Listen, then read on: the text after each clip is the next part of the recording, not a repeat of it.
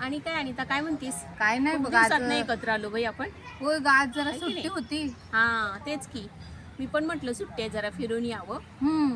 ह्या बागेतच सोय आहे बघ आपल्याला, तर दुसरीकडे कुठं काय नाही सोय होय ग, ना. आणि कसं आहे मग घरात पण नको वाटायला लागले. हा ऊन पण फार पडेल ऊन पण, आणि म्हणून म्हंटल चला जरा झाडांशी पण बोलता येईल, जरा मस्तपैकी बसता येईल. आणि हे जरा निसर्गाच्या सानिध्यात गेलंच पाहिजे का, म्हणजे जरा आपलं मन पण मोकळं होतंय ना. मोकळं होतंय आणि चांगलं घरात वाटतंय किती, ग. आणि एक छोटीशी छोटीशी ट्रिप तर होती आपली त्यामुळं. छोटीशी, होय होय, काहीतरी हा. खरेदीला पण येते मी, इकडंच किराणा दुकान आहे. हा हा मग जाता जाता अर्धा तास बसून जाते. हा हा.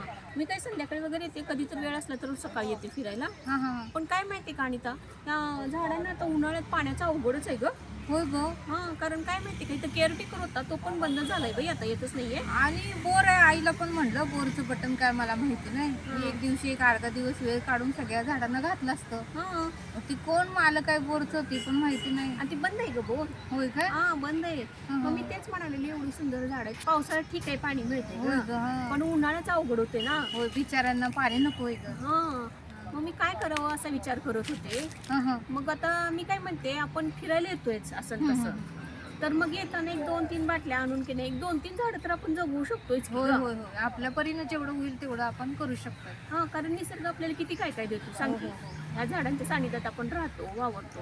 हम्म. झाड आपल्याला पानं, फुलं, फळं देतात, बरोबर आहे की नाही. सावली मिळते, लाकडं मिळते, ऑक्सिजन मिळते. हा, सर्वात महत्वाचं ऑक्सिजन. हम्म. आणि झाड असतील तर पाऊस येणार, पाऊस येणार. बरोबर आहे की हो नाही. हो. आणि आता सगळेजण अपार्टमेंट मध्ये राहतात, हम्म, हम्म, हम्म. त्यामुळे झाडाची काही सोयच नाही कुठंच. हो, आणि आणि जी आहेत ती तरी झाडं आपण जगवली पाहिजेत ना. पाहिजेच. होय होय. तुझं म्हणणं काय आहे? माझं पण तेच म्हणणं आहे, म्हणून मी आता ठरवलंय बघ, फिरायला येताना 2 तिथं 3 बाटल्या आणायच्या. हा, थोडं आपल्याला जड वाटेल, पण त्यांच्यासाठी काय तेवढं आपण त्याग केलं पाहिजे, सेवा केली पाहिजे. सेवा करणे पाहिजे. पक्ष्यांना पाणी ठेवलं पाहिजे हा, माठात. आणि आपण तर घेऊयाच झाडं एक हा, 2-3, पण माझी मैत्रीण पण येतात फिरायला, मी हा, त्यांना हा. पण सुचवते. त्यांना पण तू सांग. बरोबर आहे की नाही, एक छोटीशी सुरुवात आपण करूयात. आपल्यापासून केली पाहिजे बघ, हा. जगाला सांगण्यापेक्षा. हा, आपण तर करूयात, करूया, हा. पण आपल्या मैत्रिणींना पण सांगूयात ना 4. हा. आपण सगळ्या झाडांना काही देऊ शकणार नाही ना आणि पाणी. ही पण एक सेवाच आहे, कारण झाडं एक सजीवच आहेत ना. हा, आणि त्यांना पाणी दिलं तर ती उद्या जगतील, हम्म. नाही तर ती गेली तर आपला तर आहे का सांग बरं, आणि oxygen पुढच्या आहे काय? पिढीसाठी आपण पण धडपडलं पाहिजे हा, ना. आणि पुढच्या पिढीसाठी तर आपण लावू तर नाही, पण जी लावलेले आहेत त्यांना जगवण्याचा तरी प्रयत्न आपण प्रयत्न केला केला, आणि पाहिजे आता सगळी तो आता तोडफोडच झाले झाडांची. ना. हा, त्याच्यामुळं तेच सांगायला लागले तुला मी. हम्म. त्या झाडाला सांगायला.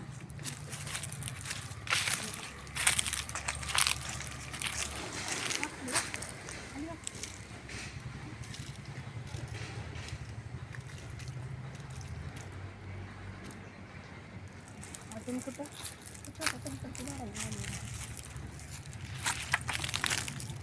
छोटे छोट्यांना लागते. जाऊ दे, आपण सुरुवात तर केली. हा, उद्या मी मोठी बाटली घेऊन येते काय. हा, मी पण आणते, पिशवीत आणते. हा, नाही समोर घेऊन आणलं तरी चालते ग. सगळ्या झाडांना राहिलेलं आहे, किंवा संध्याकाळी मी आता फिरत येणार आहे, तेव्हा ते 5 लिटरचं कॅन घेऊन येते. हो मग चालेल. ते कॅन मधलं आपण पाणी घालूयात सगळ्याला. हो हा, चालेल. तू पण माझी.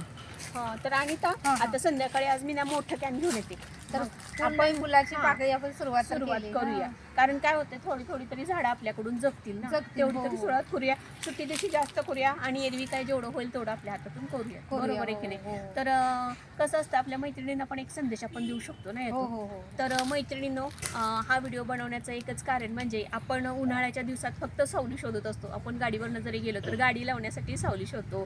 खूपच ऊन झालं तर झाडाखाली कुठेतरी आपल्याला जागा मिळते का म्हणून चक्कर आली तर. झाडाखाली सावली शोधतो. तर ही सावली शोधण्या अगोदर आपण झाडं लावली पाहिजे. आणि झाडं जरी आपल्याला लावायला जागा नसली तर जिथं जिथं झाडे आहेत ती आपण जगवण्याचा तरी प्रयत्न छोटासा केला पाहिजे.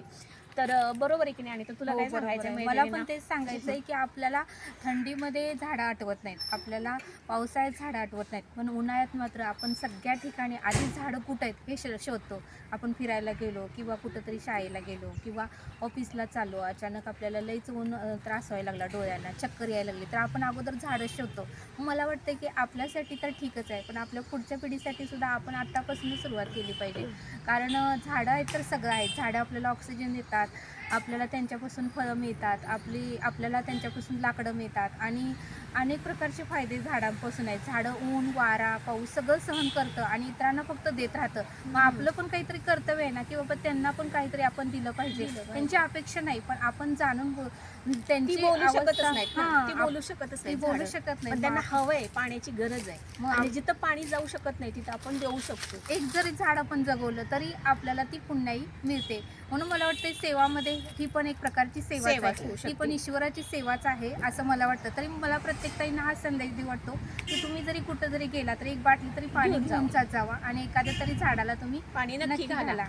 कारण एक जरी झाड जगवलं तरी आपल्याला आनंद मिळेल. बघा तुम्ही ट्राय करून. आम्ही पण प्रयत्न करणार आहे. आम्ही आजपासून सुरुवात केली तर मैत्रिणींना तुम्ही पण याची सुरुवात करा आणि नक्की कमेंट करून सांगा तुम्ही याबद्दल काय निर्णय घेतलाय. तर भेटूया अशाच एका नेक्स्ट व्हिडिओमध्ये. तोपर्यंत बाय.